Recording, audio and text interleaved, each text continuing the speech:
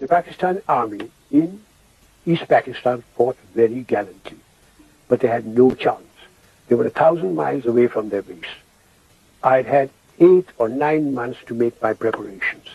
I'd got a superiority of almost 15 to 1. They just had no chance, but they fought very gallantly. Is it in fact true that there was a young Pakistani captain, Ehsan Malik, who defended his garrison so stoutly at Kamalpur that in fact you sent him a personal letter? That's quite true. And we tried to capture a place called Hilli, which he was defending, and we tried very hard, and we didn't succeed until about the 3rd attempt. And he fought gallantly, and I did send him a personal letter. And when I went to Pakistan after the conflict, I went twice. I mentioned it there to their chief that I think that boy should be given a gallantry award. He fought magnificently. ये जो video का एक टुकड़ा आपने मुलाहिजा किया है, ये बहुत हंसों के मुंह बंद करने के लिए काफी है, जो अभी तक पाकिस्तान की अफवाज को, खास करके उन जवानों को या इन जूनियर लेवल के ऑफिसर्स को ताने मारते नहीं थकते कि तुमने अपनी पतलूनें छोड़कर वहां आ गए थे, तुमने सरेंडर कर दिया था, वगैरह वगैरह। उसका सिनेरियो हमें पता नहीं, हमने कभी पढ़ने की कोशिश नहीं की या सुनने की कोशिश नहीं की। वही सब कुछ सोशल मीडिया या भारत के मीडिया का या उनके सो कॉल्ड जर्नलिस्ट का प्रोपेगेंडा हम लेकर चलते रहे। लेकिन आज की इस वीडियो में कुछ हकीकतें मैं आप पर खोलूंगा।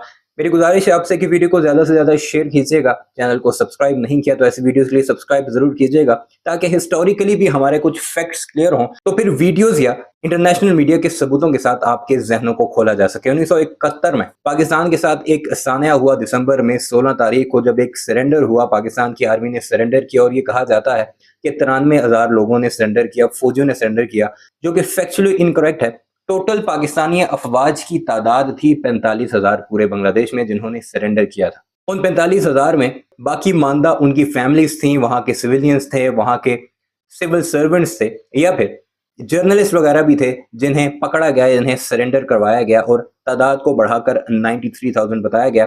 सबसे पहला ये फैक्ट आप करेक्ट कर लीजिए।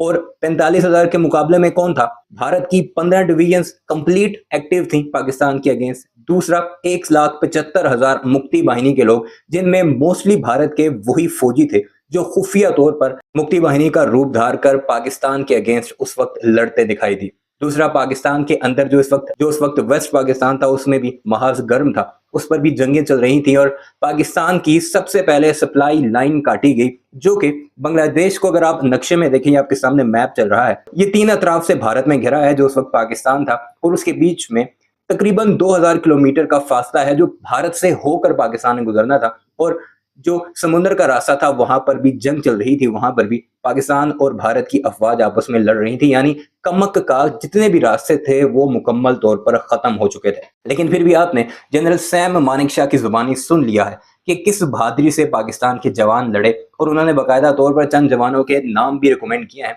और जब वो पाकिस्तान विजिट करने आए थे तो उन्होंने बाकायदा उन ऑफिसर्स के नाम दिए थे कि इन लोगों ने हमें बहुत परेशान किया। 3 हमलों के बाद जाकर हम 1:15 उनका बाकायदा कोट है, यानी एक पाकिस्तानी फौजी के मुकाबले में 15 भारतीय फौजी थे। फिर भी पाकिस्तानियों ने बड़ी बहादुरी से वहां पर जंग लड़ी। कुछ हमारी पॉलिटिकल गलतियां थी या फिर चंद ऑफिसर्स की गलत एजम्पशन जिनकी वजह से सरेंडर हुआ। दूसरा, पाकिस्तानियों के पास ना तो असलहा था, ना तो उनके पास कोई बंकर्स थे, ना ही उनके पास एयरफोर्स थी, ना ही आर्टिलरी, जिसकी वजह से वो इस नहज पर पहुंचे कि उन्हें सरेंडर करना पड़ा। सरेंडर नहीं करना चाहिए था, लेकिन फिर कुछ सवालात ऐसे हैं जो कि भारतीय क्लेम करते रहे, आज उनका भी जवाब आपको दे दूं। 3 मिलियन बंगालियों को पाकिस्तानियों ने वहां पर कत्ल किया, बांग्लादेशियों का जेनोसाइड किया। ये क्लेम है जो कि शेख हसीना वाजिद भी करती रही, शेख मुजीबुर रहमान भी करता रहा, और साथ ही साथ भारत के जितने भी मीडिया हाउसेस हैं या फिर उनकी सरकारें वक्तन फवक्तन 3 मिलियन कोट करते रहे। जब आपको बताते चलें कि ऑपरेशन सर्च लाइट स्टार्ट हुआ था 26 मार्च 1971 को और खत्म हुआ था सरेंडर पर 16 दिसंबर 1971। ये टोटल 262 दिन बनते हैं। अगर आप 30 मिलियन के साथ इसे डिवाइड करें तो ये हर दिन 11,000 बंगालियों को पकड़ना, उनका कत्ल करना, फिर उनकी लाशों को दफनाना, उन्हें डिस्प्लेस करना, ये सब शामिल है। तो ये ह्यूमनली तो ये पॉसिबल नहीं है कि एक 45,000 की फौज जो मुक्ति बाहिनी की, जो 15 डिवीजन्स भारतीय फौज के साथ भी लड़ रही हो, और साथ ही साथ बंगालियों का 11,000 बंगालियों का डेली बेसिस पर कत्ल भी करती हो। ये तो फैक्चुअली इनकरेक्ट है, जो कि भारतीय खुद मानते हैं। जबकि पाकिस्तान या फिर इंटरनेशनली जो क्लेम है वो है 26,000 लोग जो कि मुक्ति वाहिनी के थे जिनका कत्ल हुआ है इस पूरे एपिसोड में 262 दिनों में। अब आते हैं दूसरी बात जो भारतीय क्लेम करते हैं या फिर शेख हसीना वाजिद और उसके गुर्गे करते रहे हैं कि 2 से 4 लाख खवातीन का रेप किया गया है। अब 45,000 लोग जो कि जंग भी लड़ रहे हैं और साथ 4 लाख खवातीन का रेप भी करते हैं। मेजर डालिम का नाम आपने जरूर सुना होगा। ये वो शख्सियत है जो कि उस वक्त एक्टिवली पाकिस्तान के अगेंस्ट इन्वॉल्व थे।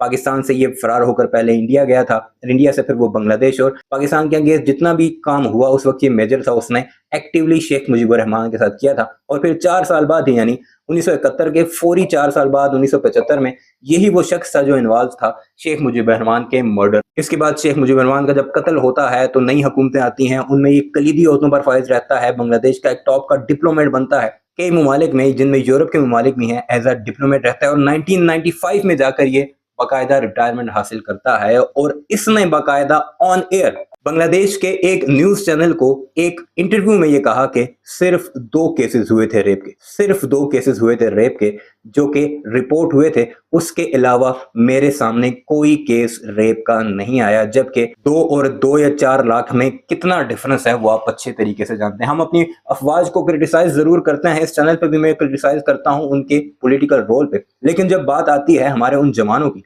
उन ऑफिसर्स की जो अपनी जानें कुर्बान करते हैं, और हजारों की तादाद में पाकिस्तानी जवानों ने कुर्बानियां दी हैं, अपनी जानें कुर्बान की हैं, सिर्फ किस लिए? पाकिस्तान की आन बान और शान को बचाने के लिए। तो उनके खिलाफ जब पाकिस्तान में बातें होती हैं या फिर हमारा दुश्मन बातें करता है तो फिर खून जरूर खोलता है। तो आपको सुनाते हैं उस वक्त के army chief general Sam Manekshaw, जिसे सैम बहादुर भी कहते हैं, और उन पर कई मूवीज भी ऐसी बन चुकी हैं कि उनकी बहादुरी के किस्से हैं, और उन्होंने खुद एडमिट किया है कि किस बहादुरी के साथ पाकिस्तान की अफवाज लड़ी हैं, और उन्होंने पाकिस्तानियों के नाम भी फराहम किए हैं कि इन लोगों को आप जरूर अवार्ड दीजिए, क्योंकि इन्होंने हमें उस हालत में भी जब 1:15 था काफी परेशान किया। वीडियो को लाइक जरूर कीजिएगा, चैनल को सब्सक्राइब जरूर कीजिएगा, और कमेंट सेक्शन में इस बारे में अपनी राय का इजहार भी जरूर कीजिएगा। From March 26, 1971, when the Operation Searchlight started, to December 16, 1971, when the surrender happens, there were 262 days. 3 million divided by 262 days means about 11,500 Bengalis to be gathered together, brought in one place, killed, buried, and you do that the second day, and you keep doing it for 262 days with 34,000 soldiers, which are spread all over the country, fighting 15 Division Indian Army and 175,000 Mukti Bahini. Is it possible?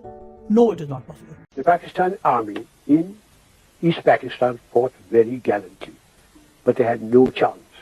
They were 1,000 miles away from their base. I had had 8 or 9 months to make my preparations.